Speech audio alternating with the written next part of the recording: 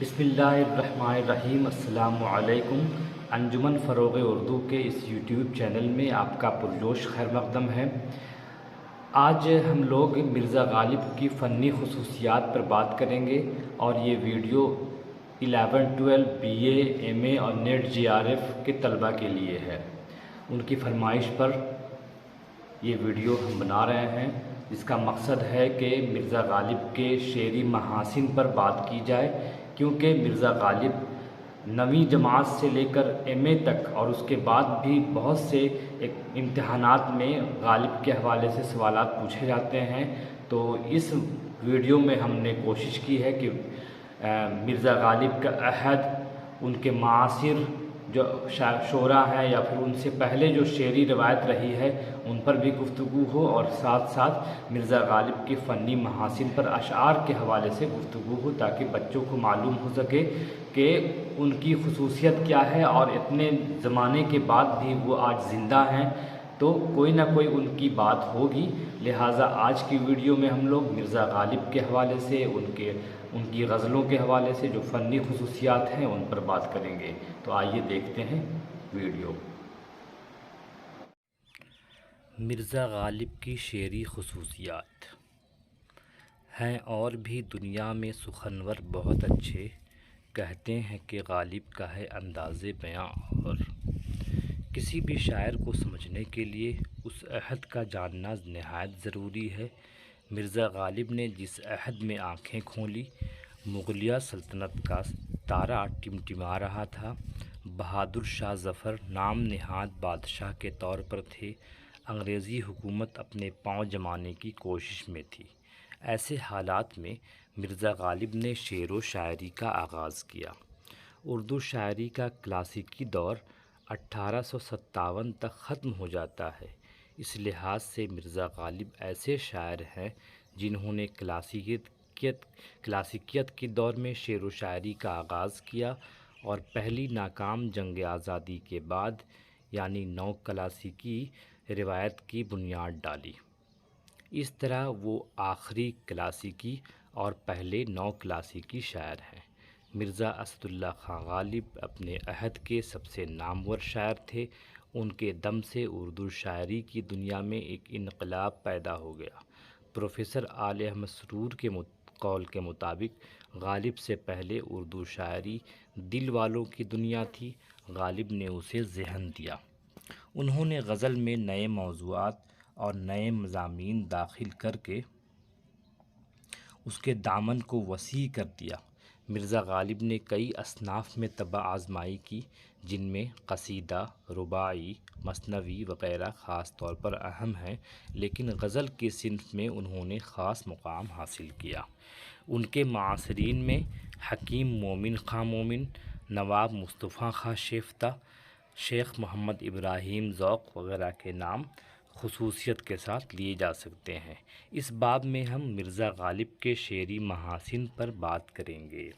مرزا غالب کے شعری خصوصیات جو ہیں ان میں پہلا ہے تصور حسن و عشق۔ اردو شاعری اور بالخصوص اردو غزل کا مرکزی موضوع ہمیشہ واردات قلبی کا بیان اور حسن و عشق کے تجربات کا اظہار رہا ہے۔ اردو غزل میں عشق سے مراد حقیقی بھی ہے اور عشق مجازی بھی ہے، بلکہ یہ کلاسیکی شاعری کی خصوصیات میں شامل بھی ہے۔ اس لیے ہر شاعر پر لازم ہے کہ وہ کلاسیکی روایات کی پاسداری کرے اور حسن و عشق کے معاملات میں حقیقی اور مجازی دونوں اشعار کا خیال رکھے۔ غالب ایک ایسے ہی فنکار ہیں جن کی شاعری میں انسانی جذبات و احساسات اور مختلف حالات میں نفسیاتی رد عمل کا جمالیاتی اظہار پوری فنکارانہ آب و تاب کے ساتھ موجود ہے۔ عشق غزل کا سب سے بڑا موضوع ہے۔ غالب کی غزلوں میں عشق ایک خاص تصور ہے جن کو مندرجہ ذیل اشعار کے ذریعے سمجھا جا سکتا ہے۔ ایک شعر ہے: عشق سے طبیعت نے زیست کا مزہ پایا، درد کی دوا پائی، درد لا دوا پایا۔ ایک شعر ہے: ان کے دیکھے سے جو آ جاتی ہے منہ پر رونق، وہ سمجھتے ہیں کہ بیمار کا حال اچھا ہے۔ اگلا شعر ہے: عشق پر زور نہیں ہے وہ آتش غالب کہ لگائے نہ لگے اور بجھائے نہ بنے۔ ایک ہے عشق نے غالب نکما کر دیا ورنہ ہم بھی آدمی تھے کام کے۔ پھر ہے آہ کو چاہیے ایک عمر اثر ہوتے تک یا ہونے تک، کون جیتا ہے تیرے زلف کے سر ہوتے تک یا ہونے تک۔ دونوں روایت ہے۔ دوسری خصوصیت ان کی ہے مشکل پسندی۔ مرزا غالب نے شاعری کا آغاز فارسی زبان سے کیا۔ انہیں اپنی فارسی دانی پر بہت ناز تھا، جس سے معلوم ہوتا ہے کہ وہ اپنے شعر کو کہتے تھے کہ فارسی میرے کلام کا حسن دیکھنا ہو تو فارسی شاعری دیکھو، اردو شاعری اس کے مطابق کچھ بھی نہیں ہے۔ وہی ہے فارسی بھی توا بھی نہیں نقش ہائے رنگ رنگ، مطلب فارسی میں کچھ دیکھنا ہو تو میرے نقش ہائے رنگ رنگ ہیں اس میں۔ تو کہہ رہا اردو کا جو مجموعہ ہے وہ تو بس ایسے ہی ہے میرا۔ مرزا غالب اپنے دور کے کلام کو کمتر سمجھتے تھے، اردو کلام کو، اور اس کے مقابلے میں فارسی شاعری کو بہترین شاعری تصور کرتے تھے۔ جب انہوں نے شعر و شاعری کا آغاز کیا تو بہتوں نے انہیں بے استاد شاعر کہہ کر پکارا۔ مرزا غالب نے بھی ایک فرضی استاد ملا عبدالصمد کا نام بتایا تاکہ لوگ ان کی قابلیت پر شک نہ کریں۔ لوگوں کے رویوں سے تنگ آ کر مرزا غالب نے کہا تھا مدعا عنقا ہے اپنی عالم تقریر کا۔ اس کے باوجود انہوں نے اپنی روش نہیں بدلی اور اسی مشکل پسندی میں اپنی پہچان بنائی۔ ان کے دیوان کا پہلا شعر دیکھیں، نقش فریادی ہے کس کی شوخی تحریر کا، کاغذی ہے پیرہن ہر پے کرے تصویر کا۔ اس شعر کی زبان مشکل یعنی فارسی آمیز ہے اور تصورات کی دنیا سے بھی اس میں مختلف ہے۔ تیسرا ان کا جو تیسری خصوصیت ہے وہ ہے تصوف۔ مرزا غالب کی شاعری میں تصوف کے عناصر بھی ملتے ہیں۔ ان کا تعلق دبستان دہلی سے تھا اور دبستان دہلی کی بنیادی خصوصیت میں تصوف کو شامل کیا جاتا ہے۔ کلاسیکی روایت میں تصوف کے عناصر کو بحسن خوبی برتا جاتا تھا۔ مرزا غالب نے تصوف کے مضامین کو خوبصورتی سے برتا ہے۔ ملاحظہ ہو یہ اشعار، یہ شعر، یہ مسائل تصوف، یہ تیرا بیان غالب، تجھے ہم ولی سمجھتے ہیں جو نہ بادہ خار ہوتا۔ بادہ خار بولتے ہیں شراب پینے والے کو۔ اس شعر سے واضح ہوتا ہے کہ مرزا شراب نوشی کرتے تھے اور جب وہ تصوف کی باتیں کرتے ایسا محسوس ہوتا کہ ان سے بڑا صوفی اس دنیا میں کوئی ہے ہی نہیں ہے۔ اسی بات کو بیان کرنے کے لیے مرزا نے ایک شعر بھی یہ بھی کہا تھا۔ ایک شعر اور دیکھیں اس حوالے سے، نہ تھا کچھ تو خدا تھا، کچھ نہ ہوتا تو خدا ہوتا، ڈبویا مجھ کو ہونے نے، نہ ہوتا میں تو کیا ہوتا۔ یہ شعر غالب کے مشہور اشعار میں سے ہے۔ اس میں جس قدر سادہ الفاظ آسان استعمال ہوئے ہیں اسی قدر خیال میں سنجیدگی پائی جاتی ہے۔ عام قاری یہی مفہوم نکال سکتا ہے کہ جب کبھی کچھ موجود نہیں تھا تو خدا کی ذات موجود تھی، اگر کائنات میں کچھ بھی نہ ہوتا تو پھر بھی خدا کی ذات ہی موجود رہتی، یعنی خدا کی ذات کسی ظاہری شے کے وجود کی محتاج نہیں بلکہ ہر شے اس کی ذات کی محتاج ہے۔ دوسرے مصرعے میں یہ بیان ہوا ہے کہ مجھ کو اپنے ہونے یعنی اپنی ذات سے نقصان پہنچا، اگر میں نہیں ہوتا تو نہ جانے میرے وجود کی نوعیت کیا ہوتی۔ مگر اس شعر کے اصلی معنوں کو سمجھنے کے لیے تصوف کے دو بڑے نظریوں کو سمجھنا ضروری ہے۔ ایک نظریے کو ہماوست کہتے ہیں اور دوسرے کو ہمازوست۔ ہماوست کے معنی سب ہوتے ہیں سب کچھ خدا ہے۔ صوفیوں کا قول ہے کہ خدا کے سوا کسی شے کا وجود نہیں، یہ خدا ہی ہے جو مختلف شکلوں میں جلوہ گر ہے۔ ہمازوست کے معنی یہ ہیں کہ تمام چیزیں خدا سے نہیں، مطلب یہ کہ ہر چیز بذات خود موجود نہیں بلکہ ہر چیز اپنی ہستی کے لیے اللہ تعالیٰ کی محتاج ہے۔ ہماوست فرقے سے تعلق رکھنے والے صوفیہ کا کہنا ہے چونکہ خدا خود فرماتا ہے کہ میں زمین اور آسمانوں کا نور ہوں، لہٰذا ہر شے اس نور کا ایک حصہ ہے۔ اسی نظریے سے متاثر ہو کر غالب نے یہ خیال باندھا ہے۔ شعر کی تشریح سے پہلے یہ جاننا ضروری ہے کہ خدا کی ذات سب سے قدیم ذات ہے، یعنی جب دنیا میں کچھ نہیں تھا تب بھی خدا کی ذات موجود تھی، اور خدا کی ذات ہمیشہ رہنے والی ہے، یعنی جب کچھ بھی نہ ہوگا تب خدا کی ذات موجود رہے گی۔ یہاں مقصد قیامت سے ہے، جب اللہ کے حکم سے سب مخلوقات ختم ہو جائیں گے اور اللہ تعالیٰ یکا و تنہا موجود رہے گا۔ اسی حقیقت کو کے تناظر میں غالب کہتے ہیں کہ چونکہ اللہ کی ذات قدیم ہے، اسی لیے جب اس کائنات میں کچھ موجود نہیں تھا تو اس کی ذات موجود تھی، اور جب کوئی ہستی موجود نہ رہے گی تب بھی اللہ کی ہی ذات موجود رہے گی، یعنی میرے ہونے نے مجھے ڈبویا کہ میں کل سے جز بن گیا، اگر میں نہیں ہوتا تو کیا ہوگا، یعنی ماہ نور، یعنی کامل نور ہوتا۔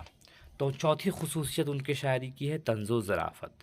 ہنسنا ہنسانا انسان کی فطرت میں داخل ہے، اس کے ذریعے تھوڑی دیر کے لیے آدمی غم دور کر لیتا ہے اور انسان خوشی سے ہمکنار ہوتا ہے۔ ہنسانے کا یہ فن ادب کی اصطلاح میں مزاح کہلاتا ہے۔ مرزا اسد اللہ خان غالب کو اردو کا پہلا مزاح نگار بھی مانا گیا ہے۔ اردو ادب میں انہوں نے جدید طنز و مزاح کی ابتدا کی ہے۔ ان کے طنزیہ اور مزاحیہ خیالات نثر اور نظم دونوں میں ملتے ہیں۔ ان کے مزاج میں شوخی و ظرافت کا عنصر بہت غالب تھا۔ اپنی ذاتی زندگی میں، دوستوں کی محفلوں میں اپنی باتوں سے لوگوں کو ہنساتے رہتے تھے۔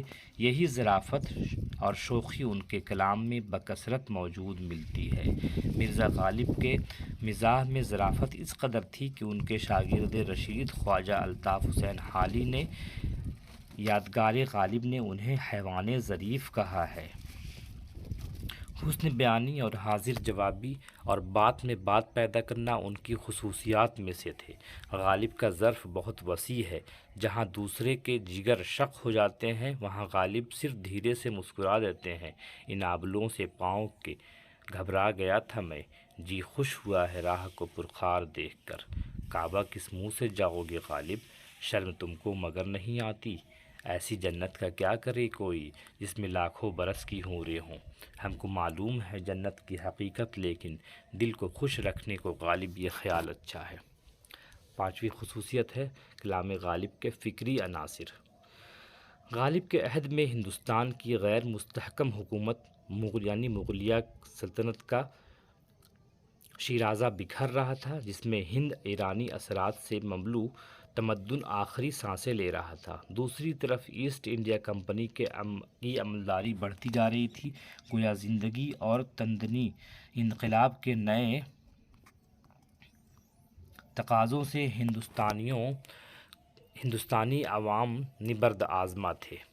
ان مایوس کن حالات میں غالب نے اپنے کلام میں تخیل کی بلندی اور اپنے منفرد اور انوکھے انداز بیان سے اردو کو ایک نئی قسم کی شاعری اور فلسفہ حیات سے روشناس کرایا۔ دراصل غالب کی شاعری کا تقاضا یہ ہے کہ اسے متعدد بار غیر مطالعہ کر کے بعد سمجھ میں آتی ہے، اور مرزا غالب کا کمال دنیائے ادب کی وحدت کا جزو لا ینفک بن گیا ہے۔ عمومی طور پر غالب ایک مشکل پسند اور فکری شاعر سمجھے جاتے ہیں۔ یہ اشعار دیکھیں: آگہی دامِ شنیدن جس قدر چاہے بچھائے، مدعا عنقا ہے اپنی عالم تقریر کا، پرتوے خور سے ہے شبنم کو فنا کی تعلیم، میں بھی ہوں ایک عنایت کی نظر ہونے تک۔